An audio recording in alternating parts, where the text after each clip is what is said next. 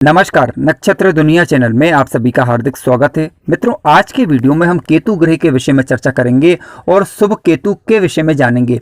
यदि आपकी कुंडली के अंदर केतु किसी भी भाव के अंदर बैठा हुआ है तो वह आपको शुभ परिणाम देगा या नहीं देगा, इस विषय वस्तु को समझेंगे।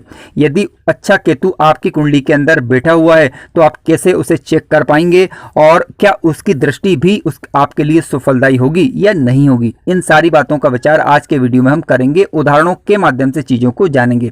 यदि आप चैनल पर नए हैं तो चैनल को सब्सक्राइब अवश्य करें। वीडियो ज्ञानवर्धक लगे तो लाइक जरूर करें। आइए शुरू करते हैं।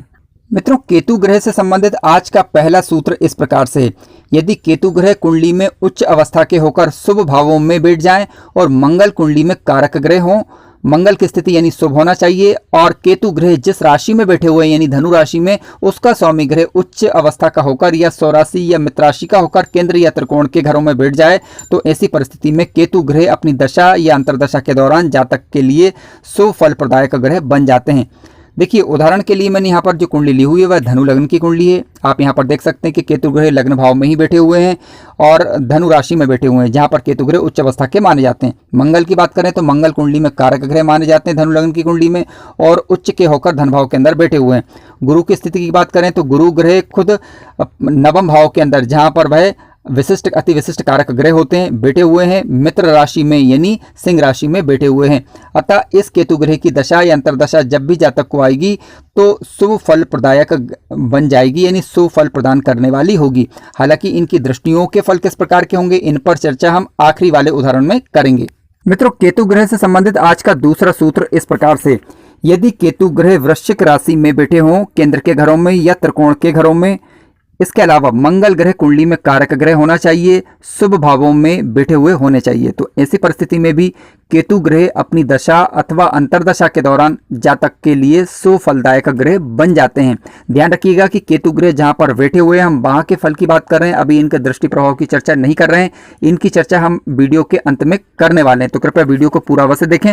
देखिए, समझने के लिए मैंने यहाँ पर जो कुंडली ली हुई है वह वृश्चिक लग्न की कुंडली है। ठीक है, अब वृश्चिक लग्न की कुंडली में क्योंकि मंगल ग्रह लग्नेश बनते हैं, अब मंगल ग्रह बैठे हुए हैं कुंडली के दसम भाव में मित्र ग्रही होकर सिंह राशि में वह मित्र ग्रही माने जाएंगे। और केतु की बात करें तो केतु ग्रह वृश्चिक राशि में बैठे हुए हैं, यानी मंगल भी शुभ है, कारक ग्रह हैं, इसलिए केतु ग्रह अपनी दशा या अंतर्दशा के दौरान जातक को अच्छा रिजल्ट देंगे, इस बात की पूरी संभावनाएं बनती हैं, बशर्ते कि केतु ग्रह किसी ग्रह के द्वारा पीड़ित नहीं हो रहे हों, तो इसे आपको देख लेना चाहिए।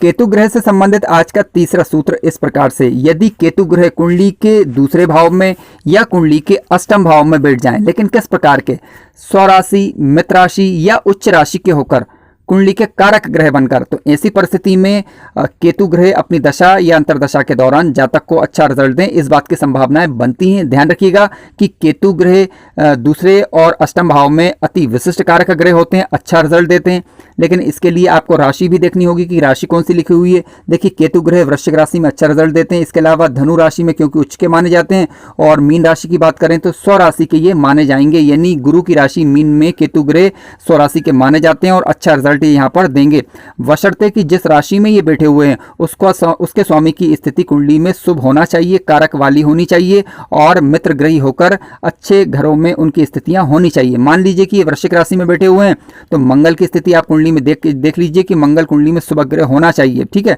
और उनकी प्लेसमेंट शुभ होना चाहिए। गुरु की राशि में बैठे हुए हैं तो गुरु मित्र ग्रही होकर बैठे हों या स्वराशि के बैठे हों, नीच अवस्था के नहीं होने चाहिए, क्योंकि केतु ग्रह जिस राशि में बैठेंगे उस राशि के स्वामी की स्थिति को आपको कुंडली में देखना होगा, वह कुंडली में शुभ होना चाहिए, तभी केतु ग्रह अपनी दशा या अंतर्दशा के दौरान आपको अच्छा रिजल्ट दे पाएंगे। इसके अलावा लग्न भी चेक करना है आपको। ध्यान रखिएगा कि केतु ग्रह सामान्यतः मेष लग्न की कुंडली, वृश्चिक लग्न, धनु लग्न, मीन लग्न, कर्क लग्न और सिंह लग्न, इन लग्नों में केतु ग्रह के सामान्यतः अच्छे रिजल्ट दिखाई दे सकते हैं। अन्य लग्नों में निर्भर करेगा कि जिस राशि में बैठे हुए हैं उनके स्वामी की लग्नेश के साथ तात्कालिक मित्रता है या नहीं, इस बात को जरूर चेक कर लीजिए। और मंगल की स्थिति कुंडली में चेक करना आवश्यक होता है। यदि मंगल की लग्नेश के साथ तात्कालिक मित्रता हो जाती है तब भी केतु ग्रह के सामान्यतः अच्छे रिजल्ट दिखाई देते हैं, बशर्ते जिस राशि में बैठे हुए हैं उसके स्वामी की स्थिति कुंडली में शुभ होनी चाहिए, यानी वह ग्रह पीड़ित अथवा नीच का नहीं होना चाहिए। केतु ग्रह से संबंधित आज का चौथा सूत्र इस प्रकार से। यदि केतु ग्रह कुंडली में अष्टम भाव के अंदर बैठ जाए या कुंडली के 90 भाव में या कुंडली के 12वें भाव में गुरु ग्रह के साथ बैठ जाए, लेकिन गुरु ग्रह कुंडली में स्वराशि, मित्र राशि या उच्च राशि के होकर बैठे हुए होने चाहिए। इसके अलावा मंगल की स्थिति चेक कर लीजिए। मंगल यदि कुंडली में कारक ग्रह हैं तो ऐसी परिस्थिति में केतु ग्रह अपनी दशा या अंतरदशा के दौरान जातक को अच्छा रिजल्ट देते हैं।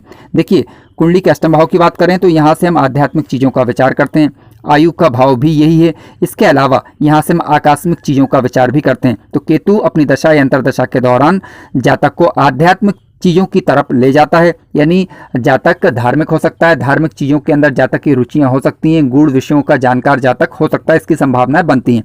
कुंडली के 90 भाव की बात करें तो ये धर्म का भाव है, भाग्य भाव है, पिता का भाव है। तो जातक को ऊंचा उठाने का कार्य ये केतु ग्रह अपनी दशा या अंतरदशा के दौरान करते हैं। कुंडली के 12वें भाव की बात करें तो यहाँ से मोक्ष का विचार भी हम करते हैं।